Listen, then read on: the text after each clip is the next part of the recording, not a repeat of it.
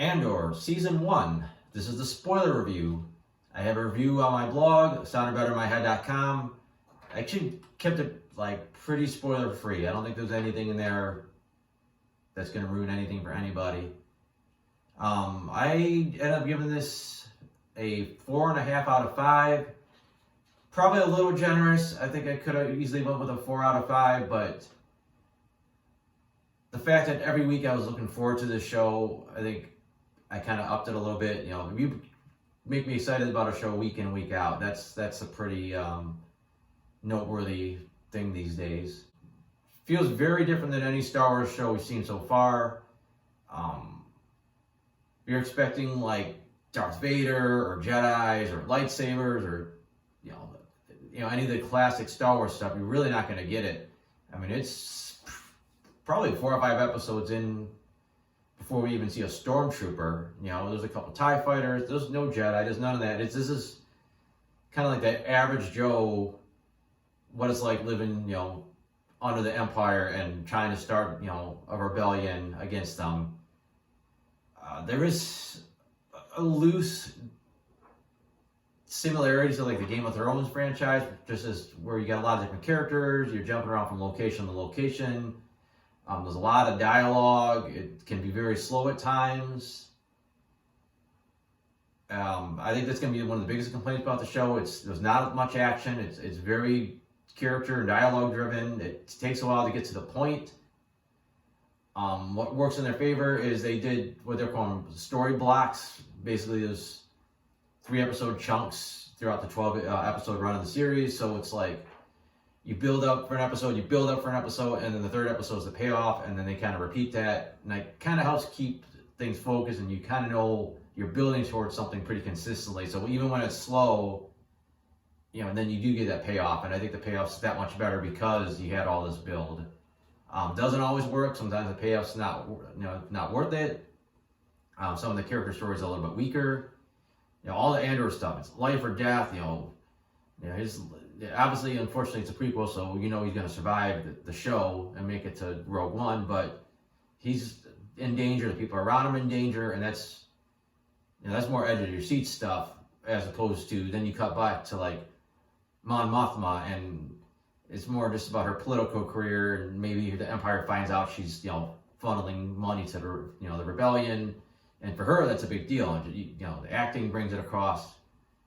And the writing brings it across, because the writing and acting are top-notch throughout the entire series. But it's just, when you cut to Andor trying to break out of prison, and then back to Mon Mothma, like, oh, I might find out I'm giving out money. It's not the same impact. And the other 3rd big storyline is Cyril Karn. I don't know if I'm sure how to say his name. It's just so dragged out. It's like, okay, great. He tries to capture Andor in the beginning. Now he gets fired. He has to live with his mom, and he's trying to get back in the hunt. But it's just so slowly built up over like the seasons. Like, oh, now it doesn't. It's just like, okay, whatever. You just don't really care that much. I mean, and then the final payoff is just like, okay. And in the end, he got the chick he kind of likes to like recognize him. Like it. Hopefully, it leads to something better in season 2. But I think season 1, his storyline was a bit of a waste. The beginning was great, and then he's just so pushed to the background. What he's doing is so off the radar. Like maybe they would have brought him in sooner. Maybe if they would have brought him into the fold when he was helping the ISB, maybe he could have been more, had more impact and more, relevance. And the Luthen, great character, great acting again. He didn't really have a storyline. He's just kind of like a little bit of a thread going between everything. So I think that worked. Kind of helped tie a lot of different things together. I guess I'll break it down by the different story arcs. So you had basically the initial arc where Andor gets himself in trouble, ends up with him teaming up with Luthen and essentially helping them with the rebellion. It was great of just basically setting up, all the major characters, setting up the tone of the show, getting the ball rolling, and then like I said, it ends with a nice action sequence, very gritty. again, it's not like space wizards coming in with their laser sword killing everybody. It's, guys with guns, like, holding each other, shooting at each other. Second arc was also strong. You basically building up to this big heist. And the heist episode itself was fantastic. A lot of the people you didn't think were going to make it out of it alive didn't make it out of it alive, so it was mildly predictable. And then, of course, that rolls over into the also awesome prison arc. Again, they put a lot of work into like establishing how this prison works. Not just like, oh, you get shocked and all that. Just so much detail. It just makes it just kind of come to life. It felt like there's so much more detail in there you didn't need to know. But I think when you do get to the prison escape in the end, I think it all ultimately pays off. It makes it all feel like how this prison works, and why this escape is actually working the way it's supposed to work. Although the rubber shoes never really came back into play, that kind of got dropped. But and then the final arc wasn't the greatest arc. It was just about ultimately puts Cassian in the mindset to join the rebellion.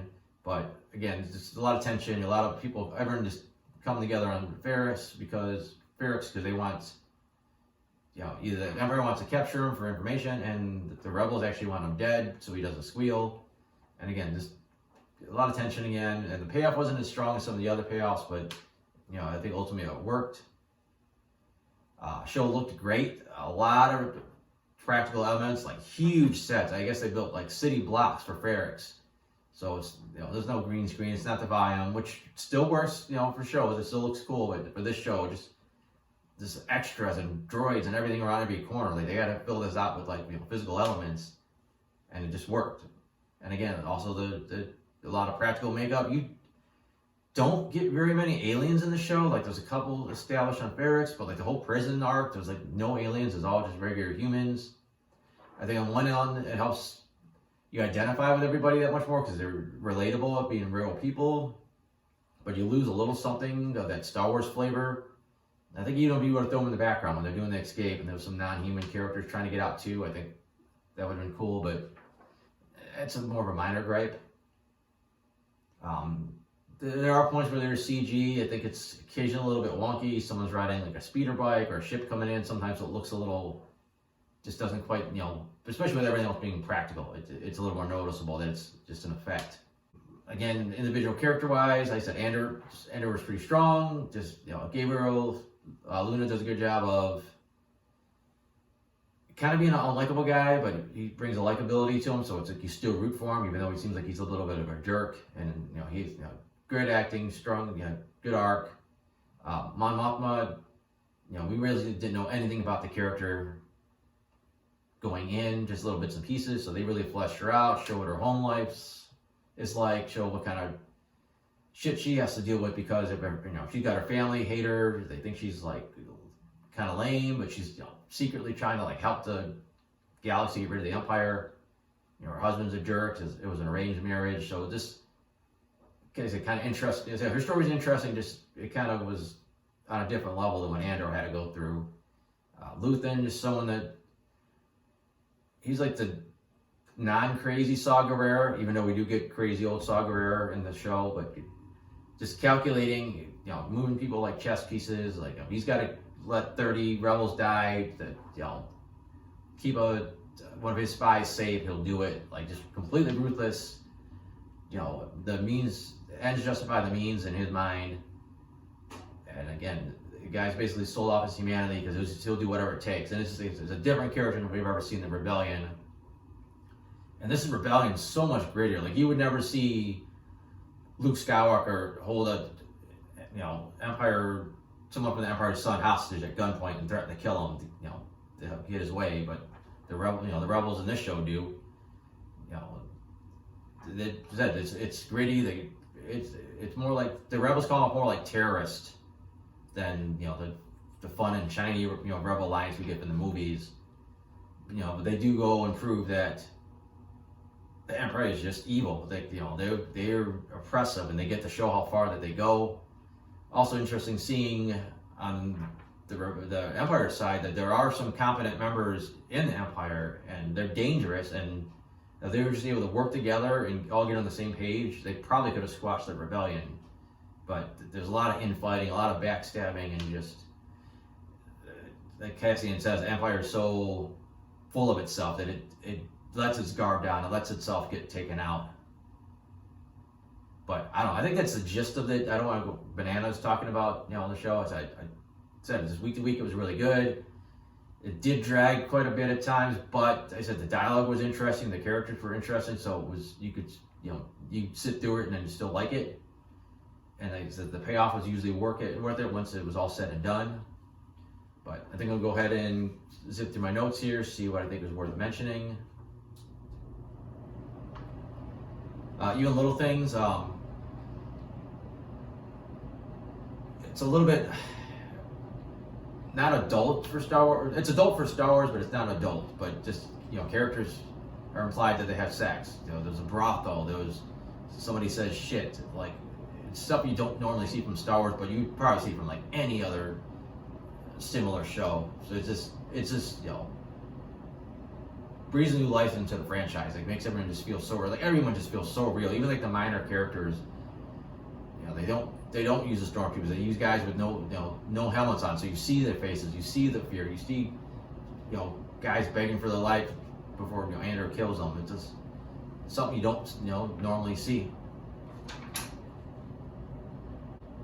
Something that didn't pay off, at least this season, there was this big thing about Andor's sister. In the first episode, he's looking to try to find his sister, and then they drop a line later where they say, "Oh, she's dead. Everyone died," and then that was it. I thought that would come to play at some point during the series, that his sister was still out there. As of right now, that seems to be nothing. Well, maybe season 2. I don't know. Small gripe again with Cassian's origin. I thought we'd get more about what happened on his homework, because there was a mining thing, there was some kind of disaster. It was a little vague, because sometimes it sounded like it was during the Republic era, but it sounded like the Republic would have killed these people for some reason. And then there were guys with apparently the separatist logo on their arms, but from what they were saying, this predates the Clone Wars. So I don't know. There was a little things that they had potential to be interesting. Then they said the whole Canaries thing just got dropped as the show went on. Another minor gripe. In the movies, Coruscant looks very futuristic, the way they do it. And here it just seems more grounded. The buildings just seem like skyscrapers. It almost looks more like they filmed it some real city somewhere instead of this exotic location. Again, it was, I think, going towards grounding the show and a little more realistic, but I think you kind of lose that. If you're going to go to Coruscant, it's kind of cool to see the more fantastical elements. But at least we got to see the Senate chamber again. But even then, the pods mostly seemed like they were locked into place. Usually they all kind of float out as people try to make their points. But I don't know, it was a budget thing, or again, them trying to dial back those elements.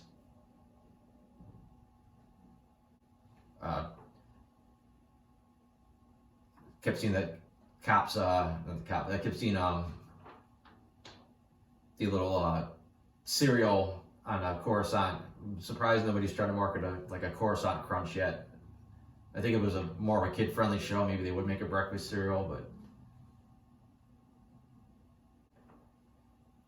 but again, they made TIE fighters seem much scarier here, because they're either buzzing over the heads of just guys standing on the ground, or they're flying ships that typically cannot fight back. So it's now TIE fighters are a scary thing, not some cheap piece of equipment that they're just gonna blow up pretty easily, as long as you got a halfway fast ship, which does happen in the show eventually. They also never explained what happened to the money. They did the heist, they stole 80 million credits, and I never really gets brought up again. I don't know where Luthen didn't give it to apparently anybody in the rebellion. He's not here's some money to help with the cause. I don't know what he did with it. In fact, he denied pretty much to everybody that he had anything to do with the robbery. So again, that was kind of vague. He's sitting on some massive money. How is that being used to help the cause? Unless he's just using it all to keep souping up his ship. But also, we're getting more and more characters that are defectors as this series goes on. Now we had a got a former stormtrooper here. We got a Imperial lieutenant that's training them. Obviously, we've seen Finn in the movies. We've seen the pilot that defected in Rogue One. Again, this is showing how both sides, like, they're just more like real people. Like, you know what, I can't deal with this, I'm gonna defect. So it's kind of interesting to flesh the galaxy out a little bit more. The whole eye on Aldhani was really cool, like great visual. I liked that the comets, they didn't just fly by, they were loud. They sounded like planes flying by. I thought that was just made it just seem so much like more like dramatic. I was a little surprised that Luthen immediately decided to have Cassian killed. Like, seemed like he thought he was useful and could have used him for another mission, unless he just realized at the time Cassian was just in it for the money and he would never come back and help again. At least, and then finally, that's why in the finale, I think he does realize Cassian got to that point that he's willing to give himself to the rebellion. The torture that they used on Bix was very elaborate. I mean, this whole thing where they basically slaughtered some alien species and it turns out their death, cries or drive people mad, and they use this as a torture method that's apparently ridiculously effective. They said, and of course, they just describe it. You don't need to hear it. You have to just imagine in your head how horrible it is. But it seems like they never use it again, because it seems if that was that effective. It seems like every time they tortured somebody, the headphone should have came out instead of the little droid with the the needle on it. Unless they thought they refined it, but it didn't work on Leia. So I do like it was intentionally vague what happened at the prison escape. We know Cass made it out and Malchi made it out, and we never see what happened to everybody else. We don't see what happened to people that couldn't swim or what happened. So it's it makes you happier in your head. You could think that most of them survived somehow. Andor was the kind of show where they didn't, but I think like any other Star Wars show, most of those guys would have got out. But again, for the narrative, for the it's just, I think it's cool that they didn't show what happened to everybody else. Awesome space battle at the end of episode 11, where we get to see what Luthen's ship can do. Damn near takes out a rescue cruiser and all the TIE fighters, within a couple seconds, and then he's out of there. Nice hearing finally part of the manifesto, kind of, he said this rallying cry to kind of get Andor moving in the right direction, and then on top of that, Marva's, little funeral eulogy she left for herself, again trying to fire up the crowd. That was a good moment. I thought there'd be a little bit more with the chaos after that, with the pipe bomb and all. It was just more chaos. It wasn't like a little bit more organized. It wasn't them beating off the Empire and chasing them off the planet. It was just kind of like a big skirmish, and they all got shot, and then it just kind of like went to something else.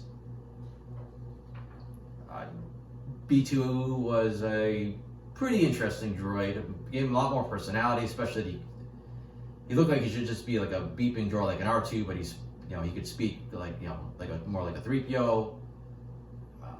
Kind of felt bad for him. Like, again, it's good that a droid could pull like emotion out of like an audience. We'll see where he goes. There's some fan theories that I don't think they work so great with his character, but we'll see. I loved Mon Mothma she knows that her driver's a spy. She makes it feel like if they're having any money problems in the family, it's because her husband's gambling, just to throw him off the trail. Although it looks like she does double down with the arranged marriage with her daughter. So again, we'll see where that goes next season. But I think that's about it. I could probably come up with more things. I'll probably think about 20 things I wanted to say after this, but I think I got the gist of it, what I liked about it, where it drags. Again, if you could sit through like the Game of Thrones stuff and all the dialogue and all the talking, you should have no problem with this show. But if you want more like a Mandalorian with like action every week and Luke Skywalker popping up and Cad Bane popping up, that show's not going to have this. Your kids probably aren't going to get into it. They're probably not going to get a lot of it.